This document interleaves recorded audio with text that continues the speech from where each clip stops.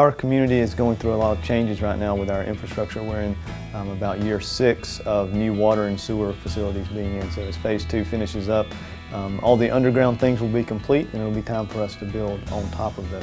And so we're looking to expand our public parking areas, expand our streetscape in our business district, and are working with the business owners to relocate existing businesses to our downtown core to increase pedestrian traffic, and looking for opportunities to add community facilities, expand our park facilities, add basketball courts, all in the downtown core area. As a background as a landscape architect and planner, I'm always thinking about the future visions of small towns throughout the country. I believe that small towns are the future of South Carolina. 200 of the 257 municipalities in South Carolina are under 5,000 people. And so we think about the progress and opportunities that exist within those. I think about 3 things: planning, preservation, and promotion. And so what West Pelzer is tasked with right now is planning for the next 20 years, 30 years. We're also looking at the history of our town and what sites we want to preserve, and start doing walking tours to those specific areas, and thinking about preserving that history so that for that next 20 and 30 years those things don't fall to the wayside. And then the final thing we're looking at doing is promoting our existing businesses. So we're in talks now to do an outdoor movie series for the summertime. Looking at ways to do festivals in our downtown instead of off the street in our park area. So how can we close down the main street to attract pedestrian traffic in downtown? So 1913, John Franks, who was a surveyor and he worked with the town of Pelzer, decided that it was time to start a new town, and they called it Frankville. And it was created on the fact of that the mill community did not allow you to have dogs in town.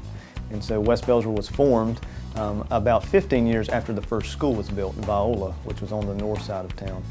It burned 3 times, and we rebuilt it each time to its current location today, which is now West Pelzer Elementary School.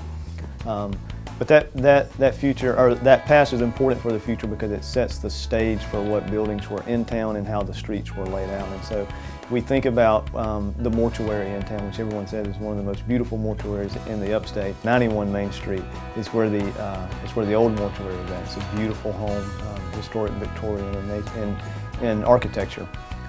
So we think about those things we want to preserve.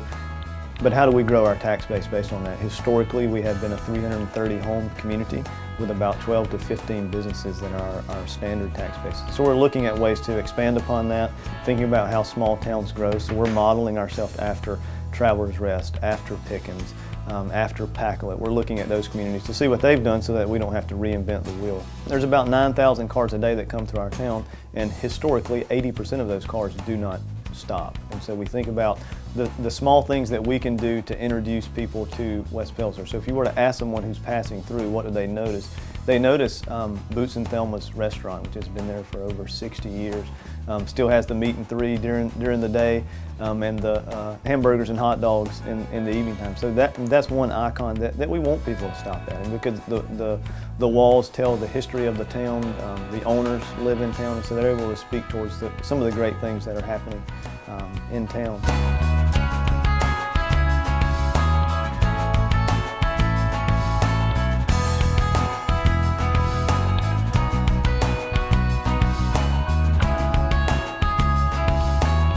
West Pelzer Elementary already does walk to school days, and they allow their kids, if they want to ride their bike, the last half mile up Stewart Street to school, that they're able to do that. But I also think about the after-school programs, and I recently went and spoke to one, and one thing that I implore them to do is think of ways that you could be involved in the local community. And of course they all said they wanted ice cream shops, and they wanted a new place to eat, and even first graders said they wanted a coffee shop. But there were small things that they brought to light that we're able to do as a community. They wanted littering signs put up at their playground so that people that use the playground after school hours understood that it was important to them.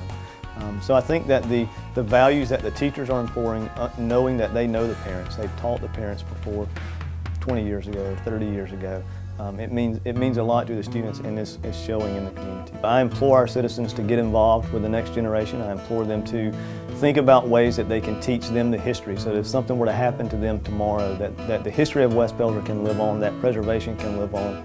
But you can also instill in them a sense of pride in the community, a quality of life that they know is there, but we need to continue to pass that along to the next